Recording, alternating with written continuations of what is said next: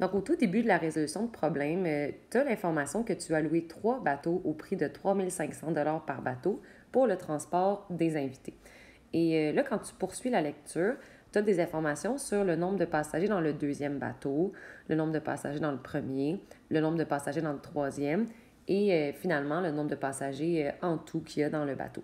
Ce qui va nous intéresser le plus, c'est de trouver combien de personnes en tout je vais avoir dans les 3 bateaux. Parce que ce qui m'intéresse, c'est de savoir le nombre d'invités au total pour savoir combien de repas tu vas avoir besoin d'acheter et combien de chapeaux aussi tu vas avoir besoin d'acheter. Donc, dans ce problème-là, nous avons 3 inconnus. Le nombre de passagers dans le premier bateau, le nombre de passagers dans le deuxième bateau, le nombre de passagers dans le troisième bateau, ainsi que le nombre de passagers au total. Maintenant que vos inconnus sont énumérés ici à l'étape 1, ce qu'on va aller faire, c'est trouver l'expression algébrique qui représente chacun de ces inconnus-là. On va se fier, dans le fond, aux phrases qui sont écrites dans le texte. Donc, ça dit, dans le deuxième bateau, il y a 20 personnes de moins que le triple du nombre de personnes dans le premier bateau. Ça, ce que ça me donne comme information, c'est que le deuxième bateau se fie sur le premier bateau. On continue. Dans le troisième bateau, il y a 2 fois plus de personnes que dans la somme du nombre de personnes dans le premier et le deuxième bateau. Ça nous donne comme information que le troisième bateau se fie sur le deuxième et sur le premier. Et finalement, en tout, il y a 590 personnes de plus que dans le deuxième bateau. Ça veut dire que le total se fie sur le deuxième bateau. Si le total se fie sur le deuxième, puis que le deuxième se fie sur le premier, puis le troisième se fie sur le deuxième et le premier, sur qui on se base, en fait, on va se baser sur le premier. Donc, c'est à lui que je vais aller mettre le X. Maintenant, ça va être impossible pour vous d'aller écrire l'expression algébrique, par exemple, du total tout de suite, puisque le total se fie sur le deuxième. Puis c'est impossible pour vous d'aller écrire l'expression algébrique du troisième parce qu'il se fie sur le deuxième et sur le premier. Donc, on doit assurément aller trouver l'expression algébrique du deuxième bateau. Ça dit, dans le deuxième bateau, il y a 20 personnes de moins que le triple du nombre de personnes dans le premier bateau. Donc, 20 de moins que le triple, j'enlève 20 au triple. Ensuite de ça, je peux aller faire le troisième ou je pourrais aller faire le total. C'est comme je le souhaite, donc je vais y aller dans l'ordre.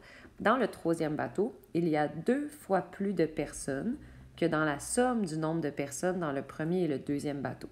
Ça veut dire qu'on doit faire la somme du nombre de passagers du premier et du deuxième bateau et ensuite la doubler. Donc, comme vous voyez, c'est ça que j'ai fait. J'ai fait la somme du bateau 1, bateau 2 et je l'ai doublé. Et finalement, ça dit dans le en tout, il y a 590 personnes de plus que dans le deuxième bateau. Donc, je dois prendre la quantité de passagers au deuxième bateau et y ajouter 590. Donc, nous, ce qu'on cherche, c'est de savoir mon nombre de passagers au total. Bon, pour connaître mon nombre de passagers au total, j'ai besoin de connaître la valeur de X, qui est en fait le nombre de passagers du bateau 1.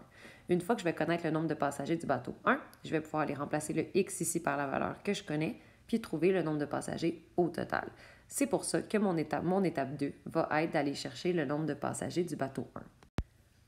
Si vous êtes avec une autre enseignante que moi, Madame Desiel, allô, j'imagine que vous, votre titre, c'est peut-être équation et réseau. Et c'est bien parfait comme ça aussi. Mais en fait, on s'entend qu'on va aller résoudre notre équation à l'étape 2. Donc, pour connaître notre nombre de passagers au bateau 1, ce qu'on doit faire, c'est trouver une manière de trouver la valeur de X. Pour trouver la valeur de X, il faut se créer une équation. Dans une équation, on a souvent une expression algébrique qui est égale à une autre, ou en tout cas, on a une relation d'égalité entre certaines choses. Puis c'est ça qui nous permet d'aller résoudre notre équation. Je vais vous donner des exemples d'équations qui ne seraient pas bonnes. Donc, voici 2 exemples d'équations qui n'auraient pas de bon sens. Donc, on ne peut pas dire que le nombre de passagers du bateau 1 plus le nombre de passagers du bateau 2, c'est égal au nombre de passagers total, parce qu'il nous manque le bateau 3. Tu ne pourrais pas dire que le nombre de passagers du bateau 1, c'est égal au nombre de passagers du bateau 3, parce qu'il n'y a rien qui dit ça dans ton problème. Toi, ce que tu dois faire, c'est trouver une relation d'égalité qui fait du sens. Et ce qui fait du sens, en fait, vous n'êtes pas obligé d'aller écrire ça, mais c'est de dire que le nombre de passagers du bateau 1 plus le nombre de passagers du bateau 2 plus le nombre de passagers du bateau 3, c'est égal au nombre de passagers au total. Donc, ce que je vais aller faire, c'est que je vais aller remplacer le mot bateau 1 par l'expression algébrique du bateau 1. Ici. Et ainsi de suite, le bateau 2, je vais le remplacer par l'expression algébrique du bateau 2 et ça va me créer une équation. Maintenant que mon équation est écrite, je vais aller la résoudre en commençant par rassembler les termes semblables dans la parenthèse juste ici. Maintenant, ce que je vais aller faire, c'est aller distribuer le 2 dans la parenthèse juste là. Maintenant, je vais aller rassembler les termes semblables de chaque côté de l'égalité. À partir d'ici, il y a plusieurs chemins possibles. Ça dépend d'où vous souhaitez mettre vos termes algébriques. Moi, je vais souhaiter mettre mes termes algébriques à gauche et mes termes constants à droite. Donc, je vais me débarrasser du moins 60 et du 3x en commençant par le 3x.